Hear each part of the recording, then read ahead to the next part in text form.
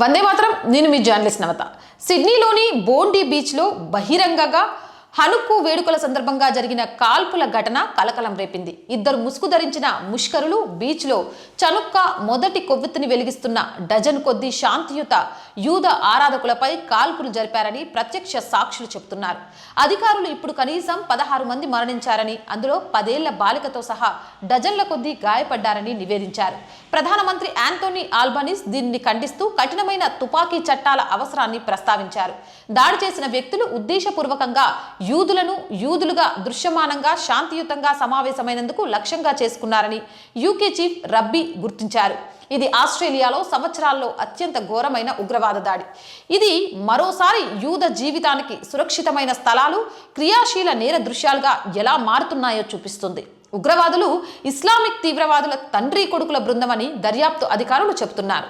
ఇద్దరు పొడవైన బ్యారెల్ రైఫిల్స్తో ఆయుధాలు ధరించి నల్లటి వ్యూహాత్మక గేర్లను ధరించి ఉన్నారు. పోలీసులు వారిని 50 ఏళ్ల సాజిద్ అక్రమ్, అతని 24 ఏళ్ల కుమారుడు నవీద్ అక్రమ్ పాకిస్తాన్ సంతతికి చెందిన వాళ్లుగా గుర్తించారు. సంఘటనా స్థలంలోనే సాజిద్ని అధికారులు కాల్చి చంపగా నవీద్ పరిస్థితి విషమంగా ఉంది. అధికారులు వారి తప్పించుకునే వాహనంలో 2 ఐసిస్ జెండాలను కనుగొన్నారు. ఇద్దరు ఇస్లామిక్ స్టేట్ కి విధేయత చూపారని నమ్ముతున్నారు. గమనించదగ్గ విషయం ఏమిటంటే ఆస్ట్రేలియన్ నిఘా సంస్థ 6 సంవత్సరాల క్రితం స్థానిక ఐఎస్ సెల్తో సంబంధాల గురించి నవీద్ని ఇంటర్వ్యూ చేసింది. తండ్రి చట్టబద్ధంగా బహుళ తుపాకీలను కలిగి ఉన్నాడు, పేలుడు పదార్థాలను నిల్వ చేశాడని కనుగొన్నారు. ఇది ముందస్తుగా ఉద్దేశించిన ఉగ్రవాద చర్య అని సూచిస్తుంది. స్పష్టంగా ఇది సమస్యాత్మక ఒంటరి వ్యక్తుల యాదృచ్ఛిక దాడి కాదు, తీవ్రవాద నెట్వర్క్లచే ధైర్యం పొందిన ఇస్లామిస్ట్ జిహాదీల సమన్వయ దాడి.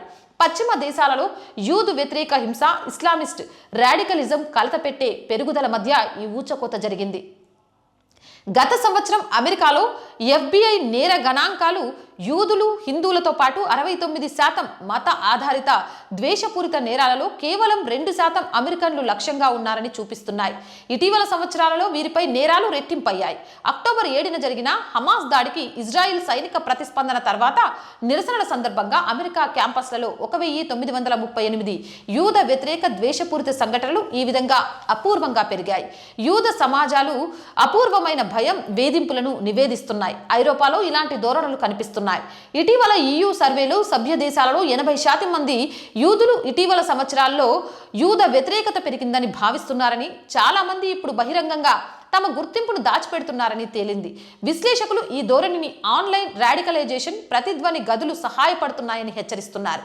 ఇక ఒంటరి తోడేళ్లు లేవు. ఉత్తర అమెరికా నుండి యూరప్కు ఉద్యమాలను అనుసంధానించే తీవ్రవాదుల నెట్వర్క్ మాత్రమే ఉన్నాయి. నిజానికి అధికారులు ఈ సంవత్సరం మాత్రమే ఇస్లామిస్ట్ ప్రేరేపిత కుట్రలను భగ్నం చేశారు. వ్యక్తిగత దాడి చేసే వారి నుంచి వ్యవస్థీకృత కణాల వరకు నిఘా సంస్థలు ప్రజాస్వామ్య సమాజాల ప్రధాన లక్ష్యాలుగా ఉంటాయని హెచ్చరిస్తున్నారు. ఈ బెదిరింపులను ఎదుర్కోవడానికి బహిరంగ ప్రదేశాలు కఠినమైన కొత్త భద్రతను స్వీకరించాయి. జర్మనీ, ఇతర దేశాలలో క్రిస్మస్ మార్కెట్లు ఇప్పుడు కాంక్రీట్ అడ్డంకులు, మెటిల్ డిటెక్టర్స్, సాయుధ గార్డుల వెనుక తెరవబడ్డాయి. ఉదాహరణకు బెర్లిన్లోని ప్రఖ్యాత బెడర్మెన్మార్క్స్ క్రిస్మస్ గ్రామం కాంక్రీట్ బ్యారికేడ్లను పెంచింది. CCTV పోలీస్ గస్తీని విస్తరించింది. భద్రతా బడ్జెట్లు పెరుగుతున్నాయి. వాస్తవానికి గత 3 సంవత్సరాల్లో పబ్లిక్ ఈవెంట్ భద్రత కోసం ఖర్చుల్లో 44% పెరిగి ఉందని జర్మన్ నగర అధికారులు నివేదిస్తున్నారు. ఈ చర్యలు గత శీతాకాలంలో మాగ్డెబర్గ్లో జరిగిన కారు ఢీకొట్టి 6 మృతి చెందగా వందలాది మంది గాయపడిన సంఘటనను గుర్తు చేస్తున్నాయి. ఈ సంవత్సరం మ్యానిచ్ మార్కెట్లో భారీగా ఆయుధాలు ధరించిన అధికారుల చిత్రాలు ఇప్పుడు సాధారణ జీవితాన్ని సంభావ్య లక్ష్యంగా ఎలా పరిగణిస్తున్నాయో హైలైట్ చేస్తున్నాయి. సాధారణ విహారయాత్రను కూడా పరిశీలిస్తున్నాయి. కొన్ని వారాల క్రితం బవేరియన్ మార్కెట్లో వాహనం ఢీకొట్టడాన్ని కుట్ర పన్నుతున్న 5 అనుమానిత ఇస్లామిక్ ఉగ్రవాదులను పోలీసులు అరెస్ట్ చేశారు. జన సమూహంలో పెద్ద కత్తులతో కొత్త నిషేధాలు, యాదృచ్ఛిక భద్రతా తనిఖీలు మరియు సినగోగ్లో మరియు మాల్స్లో పోలీసుల ఉనికి పెరగడం ఆనవాయితీగా మారింది. ఒకప్పుడు జోయ్ డి వివ్రే అంటే జీవితాన్ని ఉల్లాసంగా ఆస్వాదించడంకు పర్యాయ పదంగా ఉన్న ప్యారిస్ 6 దశాబ్దాలకు పైగా నడుస్తున్న సాంప్రదాయానికి భిన్నంగా అనూహ్యమైన జన సమూహ కదలికల గురించి ఆందోళనను చూపుతూ అధికారికంగా తన నూతన సంవత్సర వేడుకల అర్ధరాత్రి కచేరీని రద్దు చేసింది. ఈ దాడి ముఖ్యంగా దక్షిణాసియాలో ఇస్లామిక్ ఉగ్రవాదంపై ప్రపంచవ్యాప్తంగా ఉద్రిక్తతను మరింత తీవ్రతరం చేసింది. యూదుల పండుగ హనుక్కా మొదటి రోజు బోండి ఊచకోతను భారత ప్రధానమంత్రి నరేంద్ర మోదీ ఖండించారు. ఆస్ట్రేలియాకు భారతదేశపు ప్రగాఢ సంతాపం, పూర్తి మద్దతు అందించారు. బాధితులతో భారతదేశం సంఘీభావంగా నిలుస్తుందని, భారతదేశం ఉగ్రవాదం పట్ల సున్నా సహనం కలిగి ఉందని ఆయన పోస్ట్ ప్రకటించింది. మాటలు భారతదేశంలో ఎక్కువగా ప్రతిధ్వనిస్తున్నాయి. పాకిస్తాన్ తన ప్రభుత్వ విధానంలో భాగంగా దానికి వ్యతిరేకంగా అమలు చేస్తున్న ఇస్లామిక్ రాడికలైజేషన్ ఉగ్రవాద బాధిత దేశం. ఈ సంవత్సరం ప్రారంభంలో ఏప్రిల్ 22న పాకిస్తాన్ మద్దతు ఉన్న ఉగ్రవాదులు భారత కేంద్రపాలిత ప్రాంతమైన జమ్మూ కాశ్మీర్లో 24 మంది హిందూ పర్యాటకులను ఊచకోత కోసినప్పుడు భారతదేశం కూడా ఉగ్రవాద దాడికి గురైంది.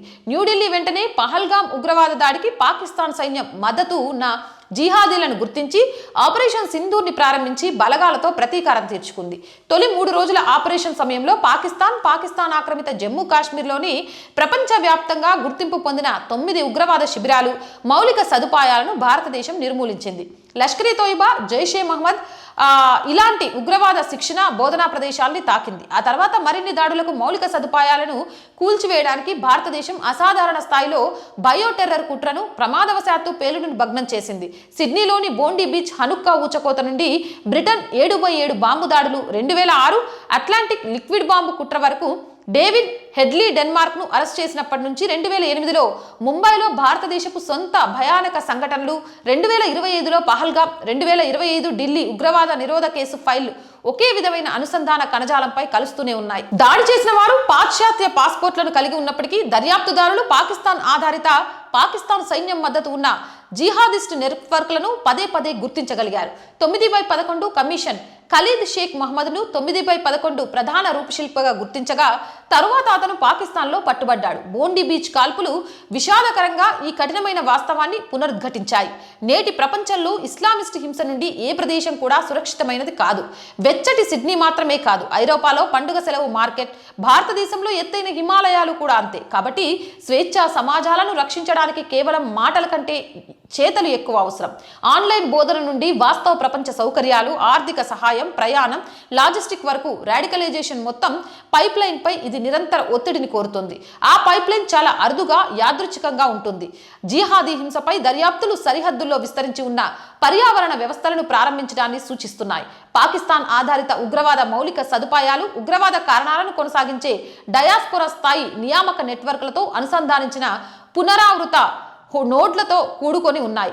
హనుక్కు కొవ్వొత్తుల నుంచి దుఃఖిస్తున్న యూదు సమాజానికి ప్రతి చోట ప్రజాస్వామ్యాలకు సందేశం స్పష్టంగా ఉంది. ప్రతిష్టాత్మకమైన స్వేచ్ఛలకు తిరిగి అంకితం చేయడం అంటే వాటిని తీవ్రంగా రక్షించడానికి సిద్ధం కావడం. ఉగ్రవాదులను మాత్రమే కాకుండా ఉగ్రవాద సిద్ధాంతాలను సహించే బ్యాంకుల ద్వారా లేదా ఎగుమతి చేసే ఆ రాష్ట్రాలు, స్పాన్సర్లు అనుమతించే వాతావరణాలను కూడా పరిగణలోకి తీసుకోవాలి. ఇది రచయిత రాశారు. న్యూఢిల్లీలోని think tank centre for integrated and holistic studies లో పరిశోధన చేస్తున్న డైరెక్టర్.